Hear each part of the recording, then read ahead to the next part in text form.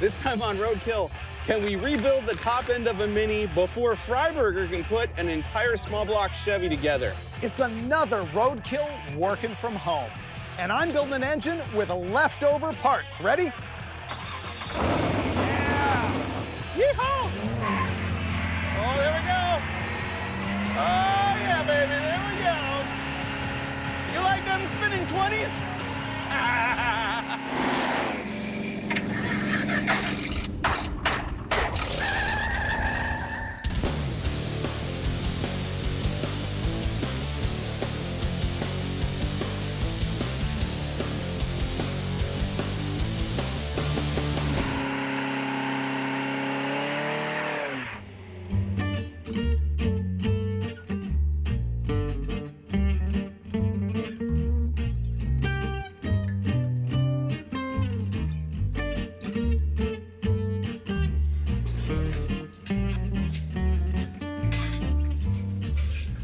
Hey, it's Freiberger here, and this is going to be the quarantine episode of Roadkill, where both Finnegan and I are completely by ourselves in our home garages.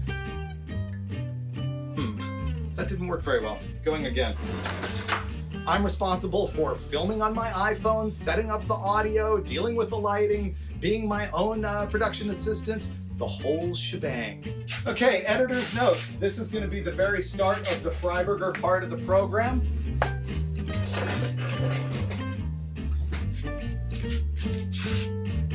Oh, I never started the audio.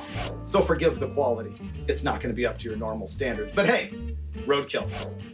Oh, this is killing me.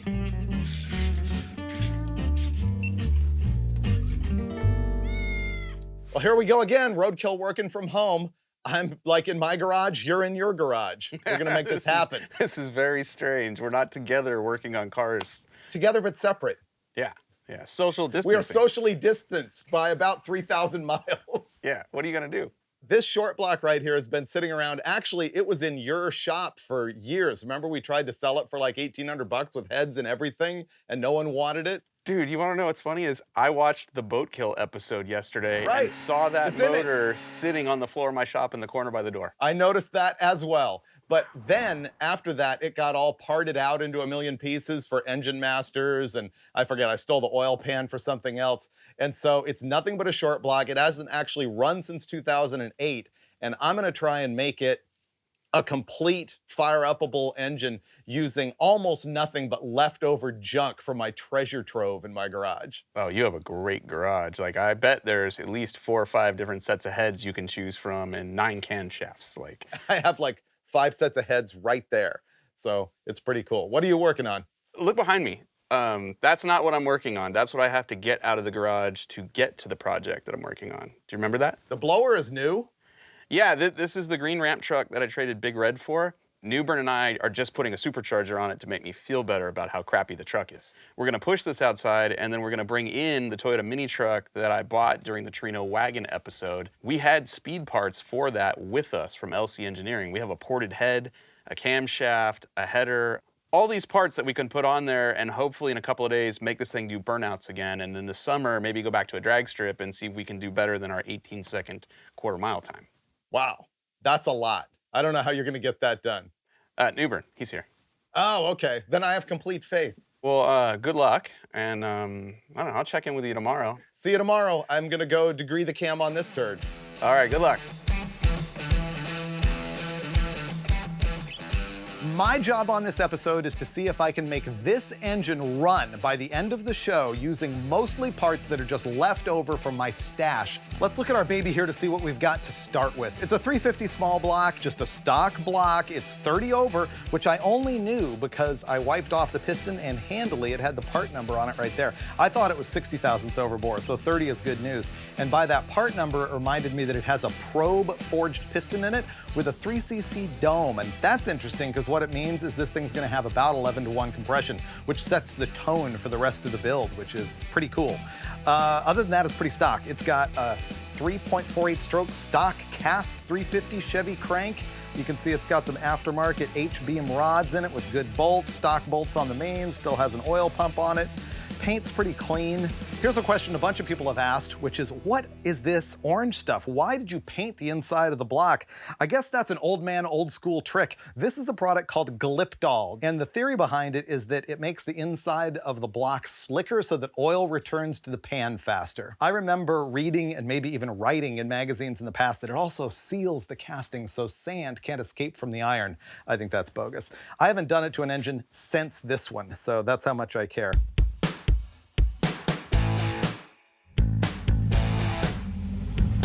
This is a 1985 Toyota, which in 85, Toyota really didn't have a name. Some people call them Hiluxes, some people call them pickups. And I bought this from my friend Alex Anderson. He sold it to me, and I had it transported to Texas, where a Cummins swap Torino wagon was waiting for Tony Angelo and I. And last year, you saw this thing go head-to-head with that wagon and win. One time. It ran 18 flat, I think at 68 miles an hour, Dang. something like that in the quarter mile. And we're going to try to improve upon that today. How much power is all these upgrades supposed to give us here? I think this thing will make about 140, 150 horsepower. So 50% more power. I legit don't know what's the intake and what's the exhaust. This must be the exhaust, right? All right, we have a medium lift cam and a ported cylinder head from LC Engineering going on our hot rod mini truck. And we don't know which side is the intake or the exhaust. But I'm sure if we stare at it long enough and play detective, we'll figure it out. So near as I can tell, there are only 3 aftermarket parts on this engine. It's got a Hedman header, an LC Engineering recurved distributor, and dual Weber carburetors. The rest of this thing is stock. The carburetors are definitely loose. That's the vacuum leak right there. Everything is loose. I just unbolted it from the head, and I'm now taking it out of the truck. I never touched this hardware. There just weren't any nuts on it, so. Ugh, dude. Hey. That is sludge mixed with... Let's just call it condensation. I don't want to call it water. It's a lot of condensation. Look at that, dude. The chocolate milkshake. Guess what? We roadkilled the Yoda. Bad news is we forgot to push the button on the camera the whole time. Oh, man. There's no footage. This looks remarkably easy, right? I think the rocker stand bolts are the head bolts. So it's just disconnect the bolt here to get the timing chain gear off. And then I think rockers come off, cam comes out, and then, dude, the head comes off.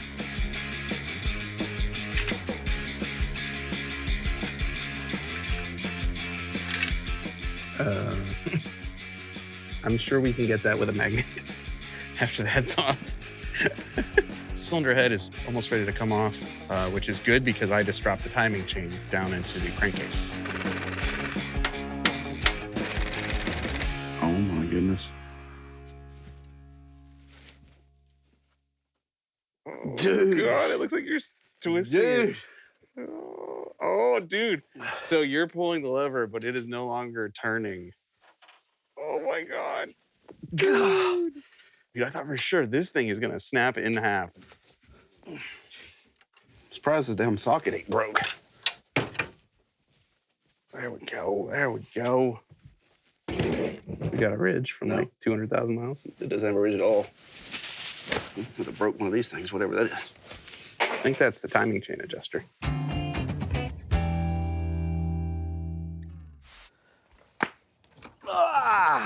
Man, it's finally an awesome day. I'm gonna roll this 350 outside and clean it up.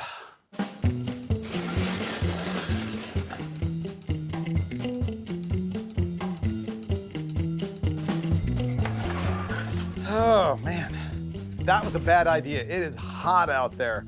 And we now know that this thing turns over freely. Not that I expected that it wouldn't, but it's good to know that we haven't ruined yet another engine.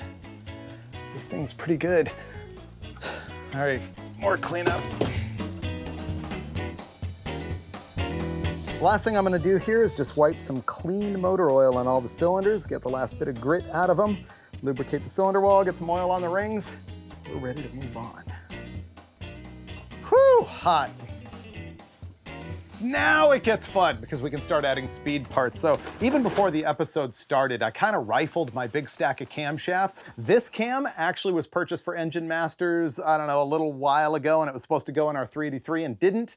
And so we're gonna use it, and I'll tell you what it is. But the key to being able to use it was me being able to find these used comp cams solid roller lifters. Remember, this thing has 11:1 compression or thereabouts. We'll figure that out later. Well, that means I can put a stout camshaft in it with solid roller. So here's what we got. This thing is duration at 50,000 tap at lift, 242, 248. The lift, 570, 576, and a lobe separation angle of 110. So man, it's gonna be stout. The other stuff that I got here, I found this package of ARP bolts, 2 cam bolts, so I'll have to dig up something else.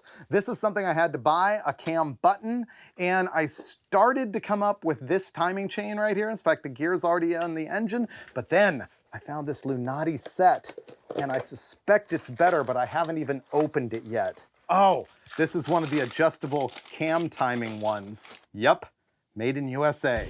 That's what we're gonna be using right there. All right. This is awesome. I've already stabbed the camshaft, so let's hook it up and degree this thing. Day 2, and the mini truck is partially stripped. We got the cylinder head off yesterday, and a bunch of the wiring and the plumbing disconnected. Found a few things we, thought were a little suspect, like half the bolts on the truck were loose. Today, though, we have to get the radiator out and the front accessories off the front of the motor to get the timing cover off so that we can change the timing set, which, like I said yesterday, I dropped the chain in there anyway, so we needed a way to get it out. So it's probably a good idea we're changing it. Let's go. Well, the mini truck is blown apart. We have the old cylinder head off. We've discovered some of the things that were wrong with the engine.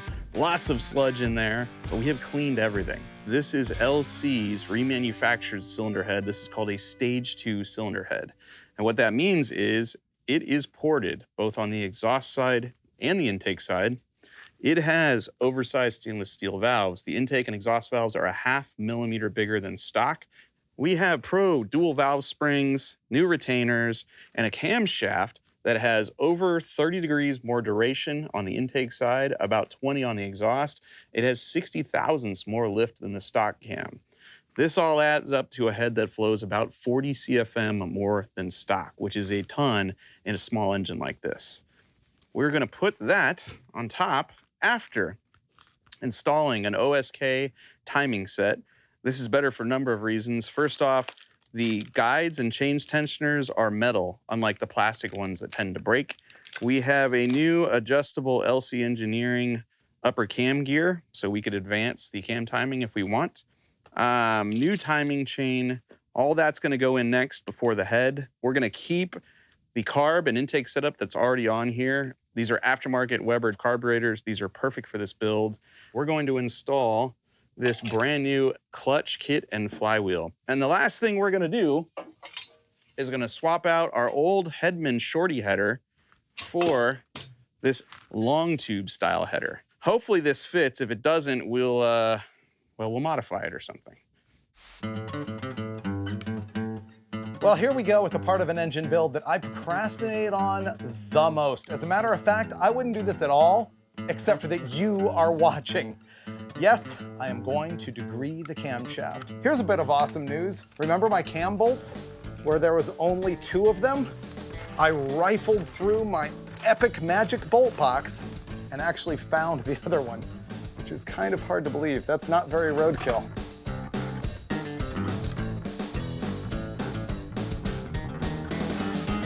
I've been fiddling for about 45 minutes with this tool, trying to make it work, and it's not gonna happen. I've been trying to get this magnetic base all aligned on here and get that stick to ride right on the top of the lifter right there. And it just doesn't work. I gotta tell you, my temptation was to give up and use the regular old timing chain, line up the dots, but instead, I'm gonna dulcich it out. And what that means is figuring out how to make this work with the junk I've got laying around. Here's what I made to solve the lifter measuring problem. Custom. So here's the solid roller lifter. Here's a socket that I had to grind with the bench grinder in order to perfectly stand up straight when it pulled up against this part of the lifter. And then I was able to hose clamp it in place. And then this is a testing push rod that's only about that long that I was able to slip in there, perfectly center it at the bottom in the cup and tape it around there so that it has no wiggle in it at all. Dialed. So here we go. Well, after a lot of agonizing, I finally finished degreeing the camshaft, and I did it the right way with the intake centerline method. It's in at 106.75. They call for 106. That is definitely close to good enough. Now, my next task is to adjust camshaft end play. Now, to do that, I've got to have a front cover on there for the cam button, so I went rifling through my stash and found these. So which one will I use? Will it be this one? No, because chrome. Will it be this one? No, because filthy. Will it be this one? Yes, because trick. This one has been in my garage for roughly 20 years. We're finally gonna use it. Here we go. There's some of my gasket collection. I need a front cover gasket. There's a small block valve cover gasket. It's a big block timing gasket. Wait. That's it. Got it. I was starting to get concerned. All right, now we can move on and install that front cover and set the camshaft end play, but you do need the gasket in order to do that. Well, I went through all the fitment for the front cover and the cam end play, and I think I've got it just right, but then, in the middle of it, I broke the tail off this old gasket. I know, it boggles the mind, but I only had one small block Chevy timing chain cover gasket, and I broke it because it's really old and brittle. So we're actually gonna tape it back together using regular old household tape because it's nice and thin. Last night, I gave up after about 45 minutes trying to find a front cover seal. I may not have one, but I do have another storage unit. So we're gonna hop in my Dodge and go over there. Welcome to my 1999 Dodge 2500 4x4 that I custom ordered brand new with a V10 engine and a 5-speed, making it pretty unique.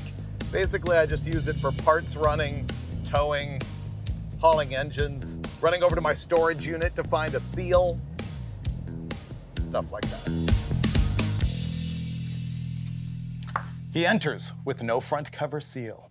Will he emerge with one? Let's find out.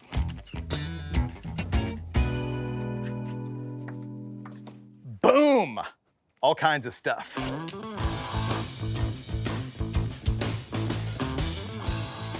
I'm back, armed with more gaskets than expected, and importantly, the front seal. Just gonna go right there. All right, front cover is done. Moving on to the oil pan.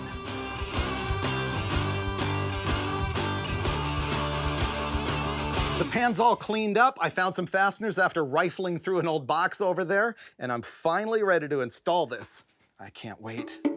It's gonna be a short block, right now. Well, as soon as I install the bolts. More decision time, this time dampers. First of all, I found a brand new Milodon damper bolt. And if you think I'm faking this, explain the dust on this thing. It's been sitting around for 20 years. First of all, I've got the Professional Products Cheap Chinese damper. Second of all, I found an ATI super damper left over from my Bonneville car. And third of all, I've got the slightly less affordable but probably better Australian-made Pioneer damper right here with the timing marks on it. Now, if you chose the Pioneer damper, we got some kind of Vulcan mind melt going on because that's the one I'm gonna use.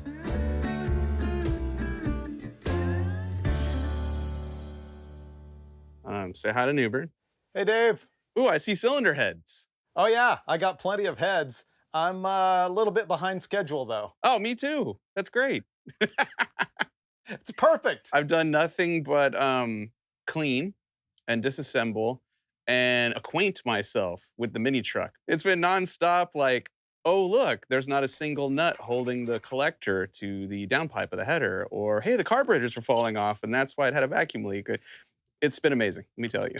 So it's roadkill, even though it's work from home roadkill. The thing that's been slowing me down like crazy is actually having to shoot everything on the phone by myself. Like all of these lights and everything that we've got going on, all of the tripods, and I'm basically working in the space of a one-car garage. And so, look, I have to set all that stuff up every time, shoot all the B-roll and everything, but at least there's my engine.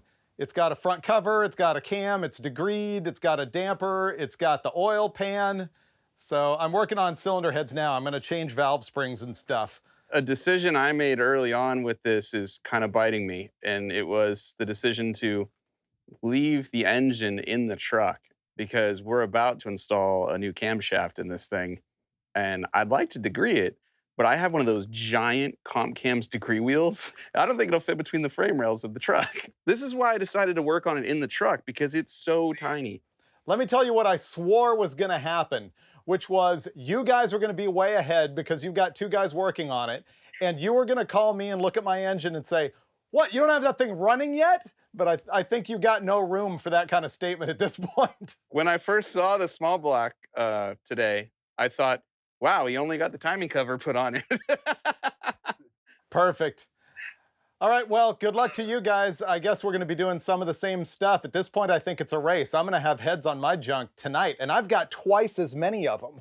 Okay, so race is on then. We will give it our best shot. Well, my engine test stand arrived today, and apparently it needs to be completely assembled, so that's gonna back me up a little bit. But I'm on track, so I guess we'll see you guys in a few days, and I hope I'm firing the thing up when I see you next. All right, good luck. They say timing is everything, and we're gonna attempt to the best of our ability here in the garage to get the timing between the crankshaft and the camshaft perfect. And the key to all that, or at least the first step, is to put the engine at top dead center on the #1 cylinder.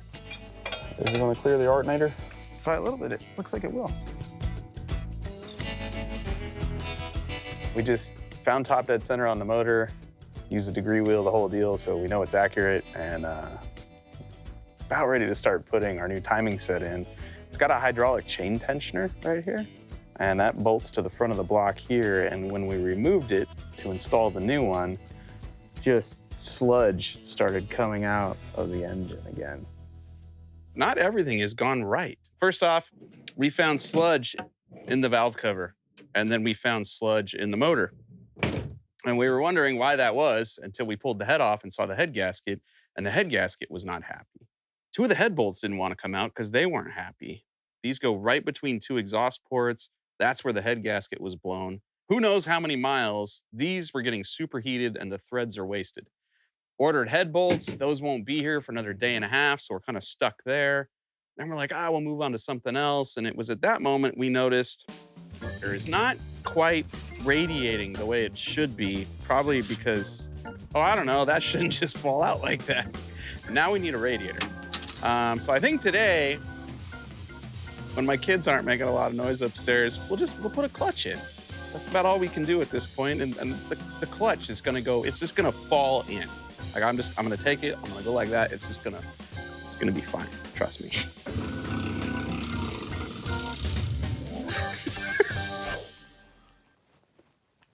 So, as I stand here with a nice refreshing cola, and eating my delectable peanut butter and olive burrito, I've been reflecting on the progress the last few days. So, I've been working on this for 4 days, on what is arguably a 1.5 to 2 day job, if you didn't have to be the cameraman and the gaffer and the production assistant and the director and all those other things.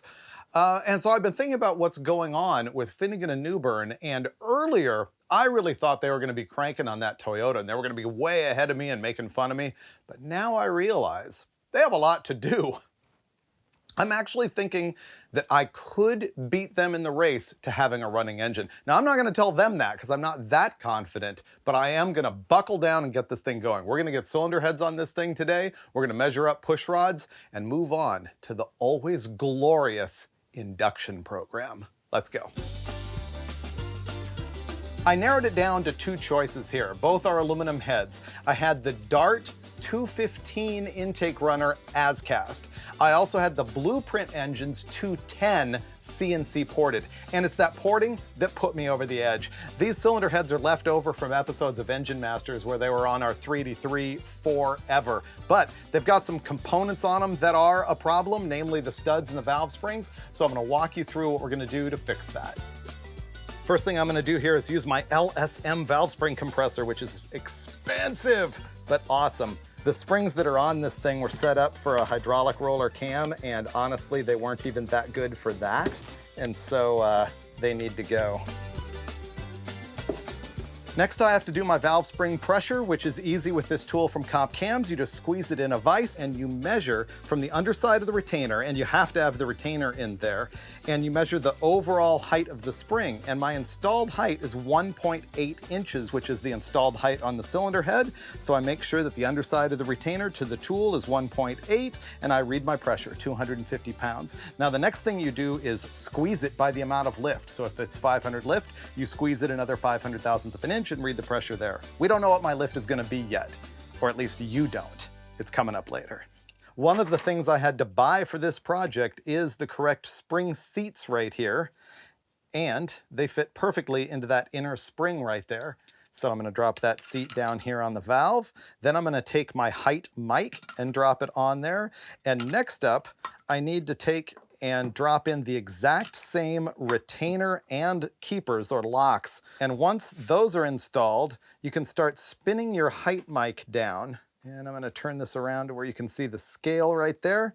You gotta take up all the clearance you can.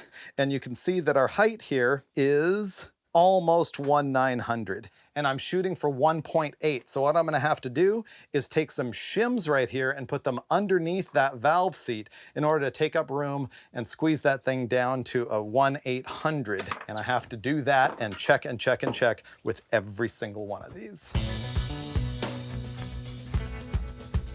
Now here comes the cylinder head for the first time. Right there. We're ready to drop in a pair of lifters. This is just for mock-up. There we go. I got the lifter in, I've got the rocker arm studs threaded in, and now I can put in my checking length push rod. See how it's threadable so that I can make it the right length. We're rigged up for valve to piston clearance. I've got the intake valve at 10 degrees after top dead center, which is where the valve is closest to the piston. And you can see right now it's zeroed out. And if I push this down until the valve touches the piston, you can see that I've got 100 thousandths and right there, 165 thousandths at the very closest point. That is plenty. We're gonna have 600 thousandths lift. Boom!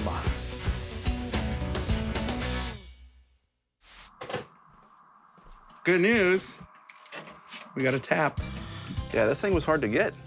I've got 8 out of the 10 holes cleaned out already, and these are the 2 trouble holes right here. These were in between the exhaust ports, and I'm about to clean those out right now. Hopefully, we don't have any trouble. I can already feel the grit in there.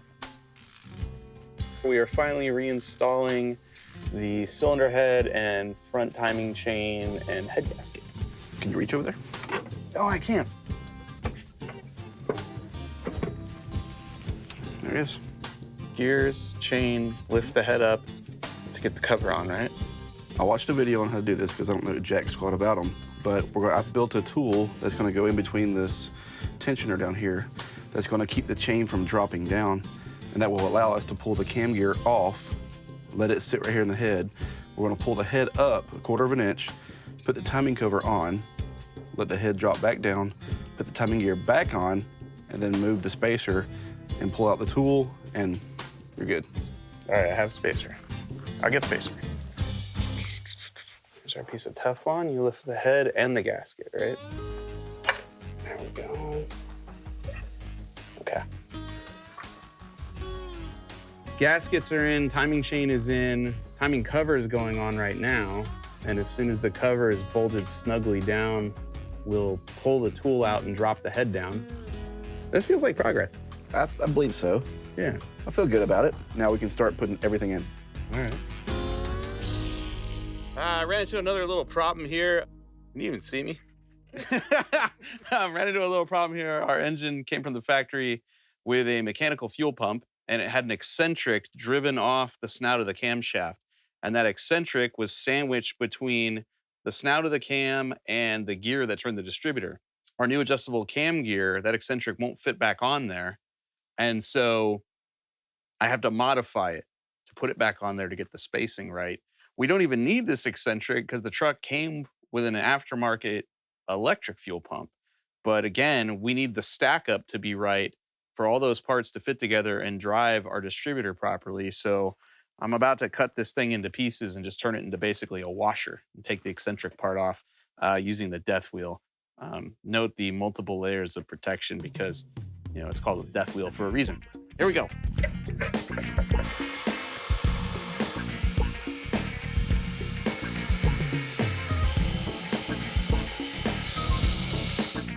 I'll grind that flat with the flap disc.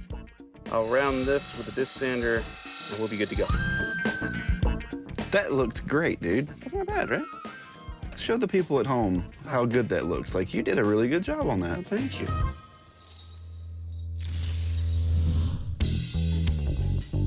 This is like the greatest tale of fortune in the history of Roadkill. You're not even gonna believe it. It's all about the valve train, and I was freaking out about this because I needed to find rocker arms, studs that would work, and push rods of the right length. And the thing is, you normally, on any engine build, need custom length push rods unless everything is completely stock. And this actually worked. So the first problem that I had is that the new, thicker, better rocker arm studs that I have had too much thread on them. They bottomed out in the head and they wouldn't tighten up. Fortunately, I was able to find 16 hardened washers of the very same thickness to be able to go under them right there. Now, the dilemma that that brings about is that those washers are raising up that rocker arm stud so that it also raises the rocker arm and makes it less likely that I'm gonna find a push rod that'll work. So I got a 1:5 ratio rocker and I went in there with my adjustable length push rod and I found exactly what I needed. And then I made a giant discovery, a box of used 1.65-to-1 rocker arms. Unbelievable that I had that, unbelievable that I've got the valve to piston clearance for it, but then I went looking and I found push rods that were 8 inches long that ended up working perfectly with that and giving me a pattern on the end of the valve exactly like what I needed. So in the end, everything comes out hunky-dory. I know you guys don't even believe me that all this stuff's just sitting around and falling together like this, but trust me, it's been here forever and it is falling together into an engine. Now that I've figured out how to make all the magic happen, it's time to work. I'm gonna have to clean and torque in all of the pushrod guide plates and studs, aligning the rocker arms on the tips of the valves, and clean up all the rocker arms, install all the lifters, install all the push rods, and then lash all the valves. It's gonna be a while, but man, home stretch.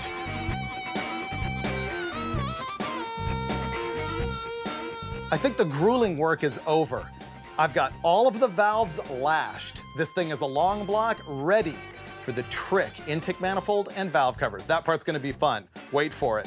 But first, I want to pre-lube this thing and make sure it has oil pressure and that oil's getting up to the rocker arms.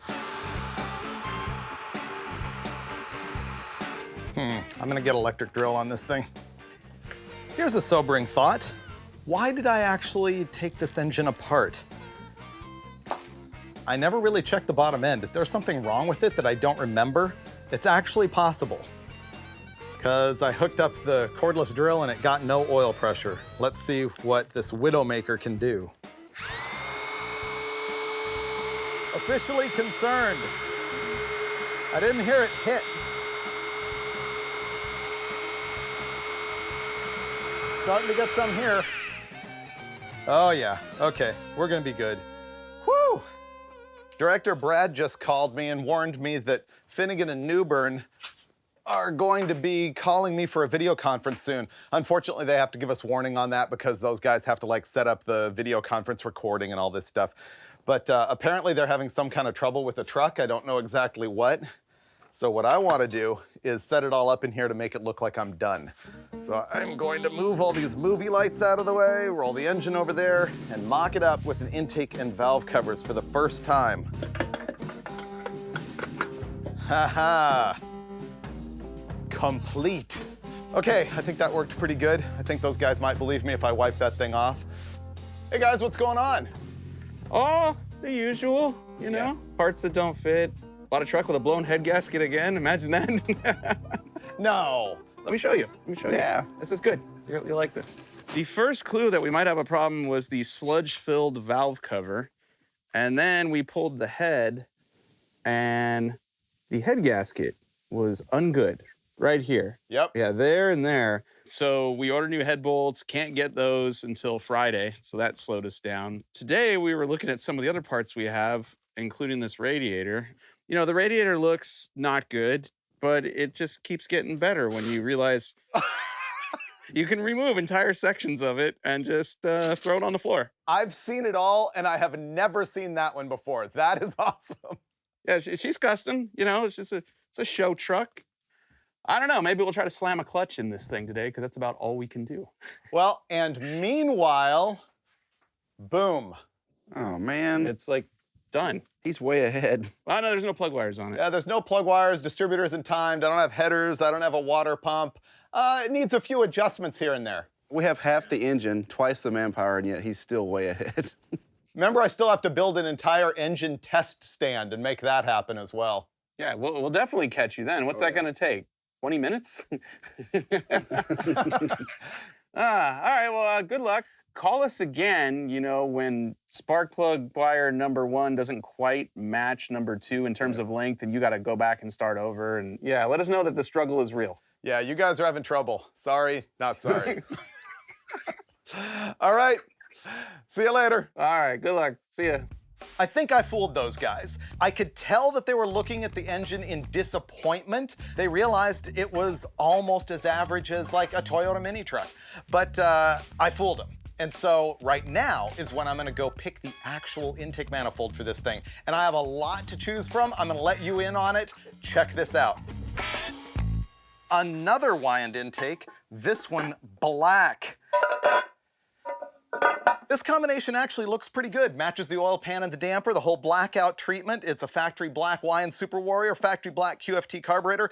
Kind of gauche to combine the Wyand intake manifold with the Edelbrock valve covers though. One of many reasons this has got to go. Now, let's move on with an actual Edelbrock intake manifold to match the Edelbrock valve covers and a Holley carburetor. This isn't bad, looking a little bit more racy, although these valve covers do not match at all. However, the Victor Jr. Edelbrock single plane intake manifold probably is the one that I would recommend for this general application, but we can get even racier. Now we're really looking racy. That is an Edelbrock Super Victor intake manifold, even taller, even gnarlier, even more racy, and looking good with the cast aluminum valve covers. But we got 2 problems here. First of all, Dart valve covers, Edelbrock intake manifold, and not Dart heads. A social faux pas, you can't do it. But also, unfortunately, the Super Victor intake is so big and this engine is so small that it's a mismatch. I've seen it lose power on the dyno. So we're not gonna be using that, but we can solve the Dart problem. And let's spice it up a little bit with a nice Holley silver and blue 750 double pumper. This is what's called a cool can. It's a high-rise dual plane air gap style. I'm not gonna use a dual plane for this. If I was, you would want to use one of those or an Edelbrock RPM. But we're not gonna. Next, here we go. The Holley Tri-Power. Man, that's cool. Unfortunately, we proved on the Engine Masters show that this thing is only capable of supporting about 450 horsepower. So I knew I wasn't gonna use it. I just wanted to show it to you because it's rad. 3 Holley 2-barrel carburetors on a dual plane intake manifold. You can buy this as a package from Holley. And it's rad, but it's not gonna fly. Here we go. This is the Holley Stealth Ram. Yes, EFI, I know it's unlike me. However, it's just like a tunnel ram with a plenum top and a throttle valve. I really wanted to use this thing, genuinely, but unfortunately, there's no way I'm gonna get EFI to run tomorrow on an engine stand, maybe in the future, but let's go. The Stealth Ram reminds me of something else. Let's go. Oh, you guessed it, the Wyand Vintage Tunnel Ram. Here we go. QFT Tunnel Ram carburetors. I can make this linkage work. These are two, I believe, 450 CFM 4 barrels, and they're meant specifically for tunnel ram applications. I don't like the silver finish, honestly, but it might be what we have to go with. But I can improve the look of the engine.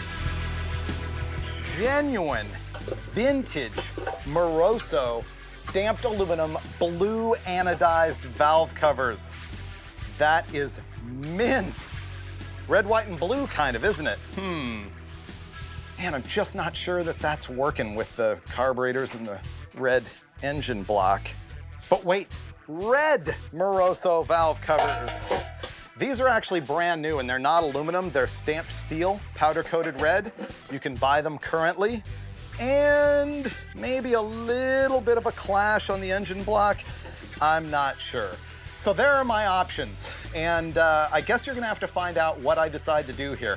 I'm gonna have to pick some valve covers, and it's gonna be either the plain Holly silver ones, or the red Morosos, or the blue Morosos.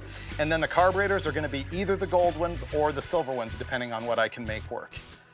Whew, that was a lot of work, but worth it. Well, it's Friday. We've not gotten a lot done thus far, but we have head bolts. I left my house, which I haven't done much of in weeks, and I drove to a Toyota dealership and got factory OEM head bolts to replace our junk ones. And right now, we need to strip some parts off of our old cylinder head, bolt that stuff onto our ported LC engineering head, and then put the intake on, hook up the exhaust, peel the rockers off this, clean those, peel the block off plates off this, clean those, and then go back to the truck and start installing parts, because these head bolts get torqued down through the rocker stands. And then we've got to set valve lash and do all kinds of fun stuff. We are now about to install our rocker shafts and then our head bolts. Like right now, we're on TDC on number 1, so we're on the base circle of the cam, so these aren't going to be actuated. But some of these other ones will be, and as we go to torque this down, it's going to probably be an issue for us. All right. All right, we are lubed. Check it out. Brand new radiator. As you've seen earlier, the old one was falling apart, to say the least. So we got a brand new one from the parts store, and we're one step closer to making this thing run. Before we finish the motor and fire it up, we need to set the valve lash because we have a totally different cam. So the adjusters on these adjustable rocker arms are totally backed out. We're looking for 7 thousandths of an inch lash on the intake and 11 thousandths on the exhaust. Lash is just a gap. It's a gap between the tip of the valve stem and the rocker arm. If there's no lash in there, when the engine is cold, it won't close and then stuff bends. The great thing about overhead cam motors is you can see the camshaft. So you set the lash when the rocker is on the base circle of the cam. So the valve is shut, the rocker's on the base circle, it's not trying to open the valve, that's when you set the lash. If you look at number 4 right now, although we're TDC on number 1, on cylinder number 4, that intake is starting to open. See that? So yep. You can't move it. We can set number 1 intake and exhaust. We can set number 2 intake. Right now, we can set number 3 exhaust. This will go really fast, and then we'll just bar the motor over until the other ones are on the base circle and be good to go. I'm unfamiliar with all of this, but our carburetors were essentially not sealed to the base of the intake manifold, and because of that, there was a vacuum leak, which made it idle funny. It's either like about to die or it's at 1,500 RPM. So we're gonna fix that. All right, here we go. We're getting to the end. This is exciting. I love putting shiny parts on crappy old cars. Put it on TDC on number 1, stab the distributor, put the valve cover on, hook up radiator hose, fluids, install the header. Fire it up. Break it in. What? Yeah.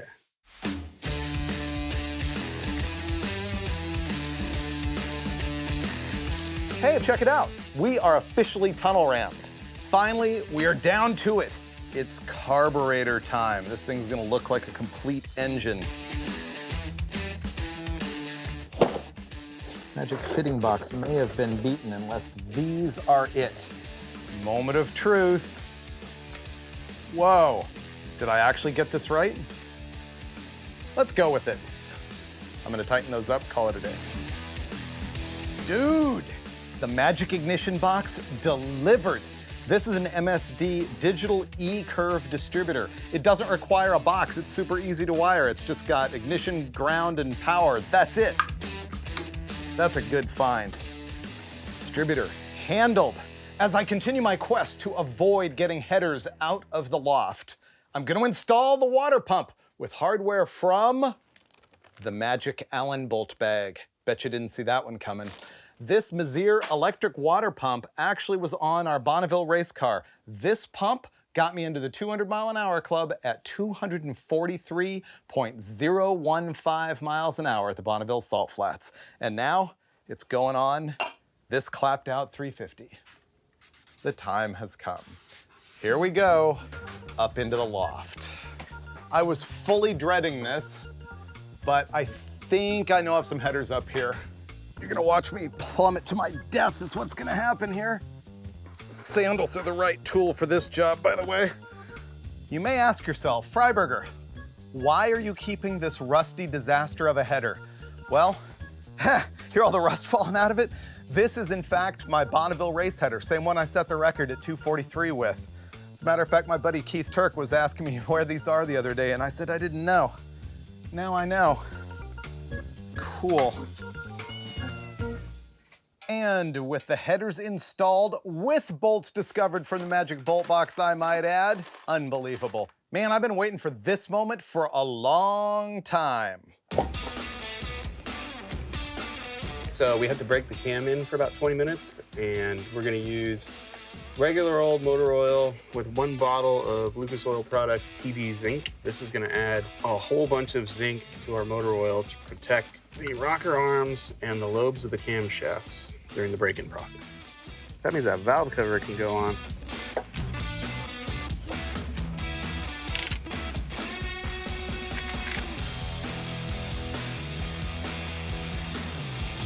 It's like a brand new truck.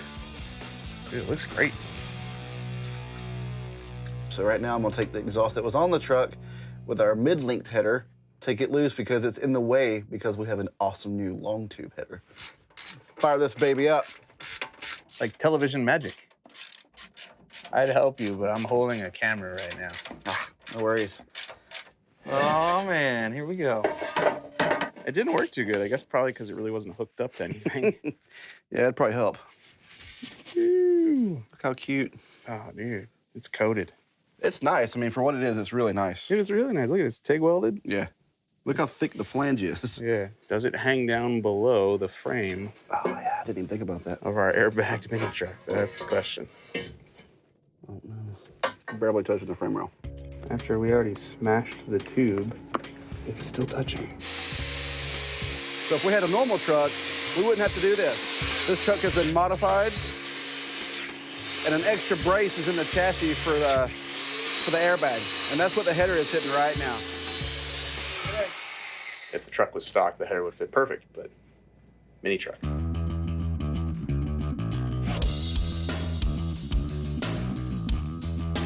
That's it. The COVID 350 is as done as it's gonna get. 2 450 carburetors, Wyand tunnel ram, Blueprint 210 heads, 242, 248 solid roller cam, 11-to-1 compression, but only 355 cubic inches. Everybody's been asking, what kind of power does it make? Well, I polled my Engine Masters co-hosts.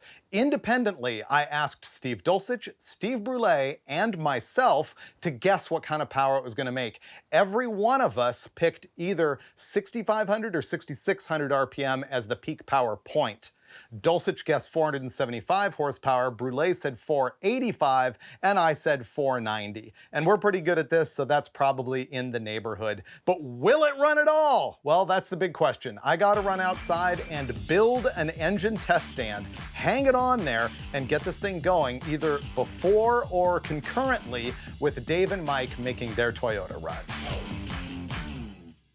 Not the first fire up, we're just gonna prime the motor right now. We're getting close to starting it.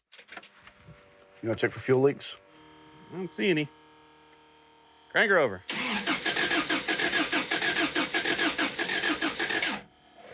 All right, if you get it started right away, then shut it off. We'll put it on the ground. We'll back it out of the garage, and we'll break the cam in outside. All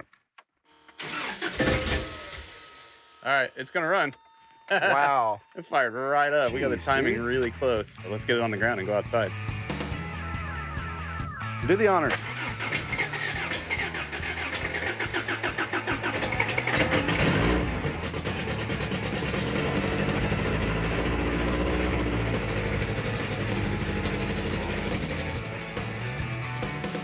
Fired it up. It's awesome because it just lit right off. Timing's where we need it, but it's popping out of the exhaust, and it sounds like raw fuel exploding the exhaust. So we're gonna pop the valve cover off and make sure we don't have a loose rocker arm there.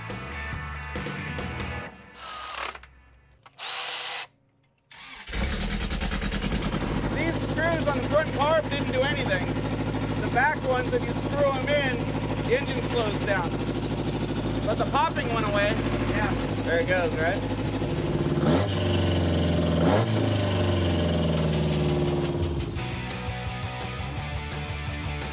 Okay, I admit it. I almost forgot about you, the audience, and I didn't shoot the whole process of getting this engine out here on the stand. That's what happens when you leave the host to be the director. They completely flub.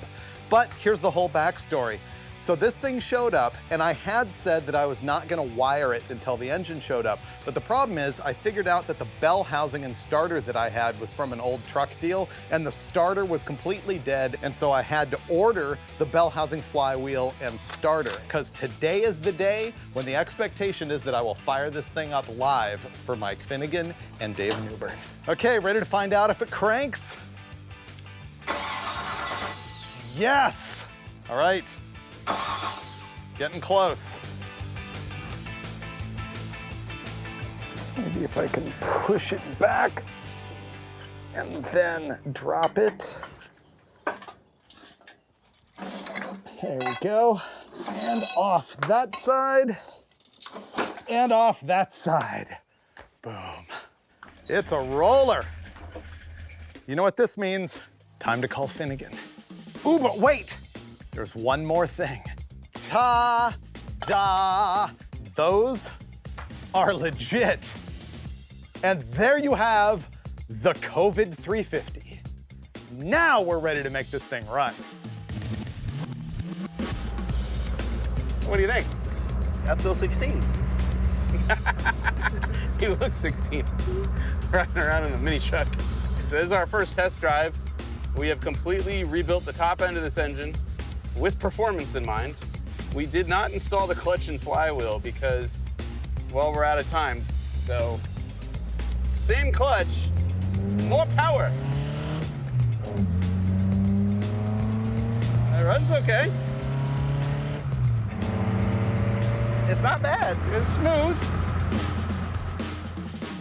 Yeehaw! Oh, there we go. Oh, yeah, baby, there we go.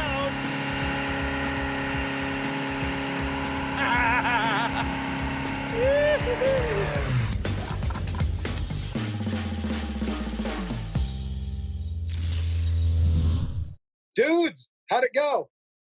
We got roadkill. Really?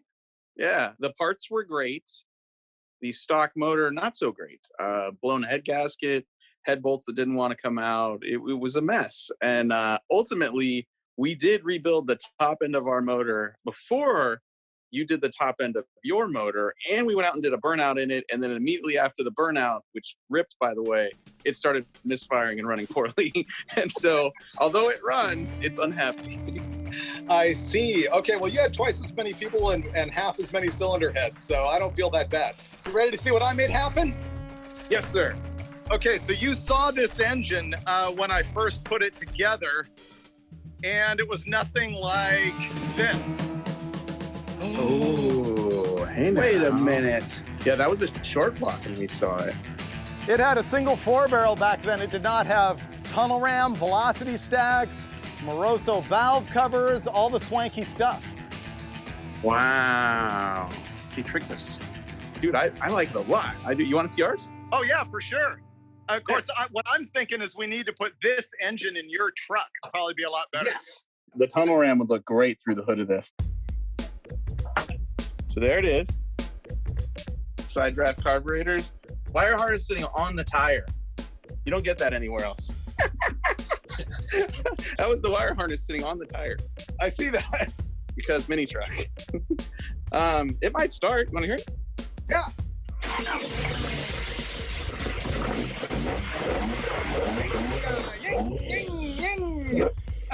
How'd you like them 4 cylinders as a Fury? All right, and it does burnouts? Oh, it does wicked burnouts now. Oh, I'll yeah. have to wait for the episode to see that, I guess. Yeah, the one-wheel appeal is on point, my friend. All right. You'd love it. Ready to see it run? Kind of nice. Yes, you have redeemed yourself. So whenever you're ready, just go ahead. Fire it, please. Here we go. Squirting gas.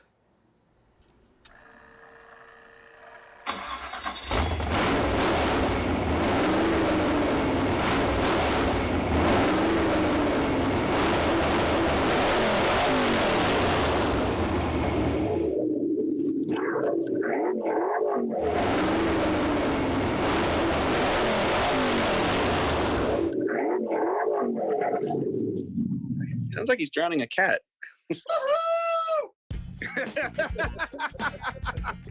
I've never seen someone so happy to drown a cat before. I bet it was awesome. The internet audio was really bad. I can tell. Like, Really bad. Yeah, I can tell it. Yeah, internet audio is probably terrible, but it runs good. I'm pretty happy. Yeah, dude, I like it a lot. So we were both completely victorious in different ways. It just took me much longer. So I'm not gonna lie, I was really disappointed when I seen the single 4-barrel on there. Mhm. I was like, all those cool intakes and stuff he has, I was like, come on, you can do better than that. That makes me happy right there. I figured. So whenever you're ready, just ship that thing on over to Georgia, and we'll find a home for it. All right, later. Later. And there it goes, the second episode of Roadkill produced during the pandemic, and the first one that was shot and recorded by the hosts themselves. You may have noticed that I mentioned I would give my engine to Finnegan for his mini truck, and as much as I would like to save him from himself and those one-wheel peels with 4-banger power, I do have plans for the COVID 350. You'll see it on Engine Masters, and we will probably be installing it in my 56 Chevy in an episode of Roadkill Garage. As for the Toyota, well, I'm pretty sure Finnegan can do better once we finally get back to blasting the streets, the highways, and the junkyards on future episodes of Roadkill. So we're getting. Oh, hold on. Hold on. We got to clap. We got to clap. Ready? Okay. Do we both have to clap or just you? I don't know. The camera's going crazy. Hear my cat yelling outside? Stupid cat. All right, removing the timing cover, day 2. So all I really need to do here is clean it up, including getting the dead roaches out of it.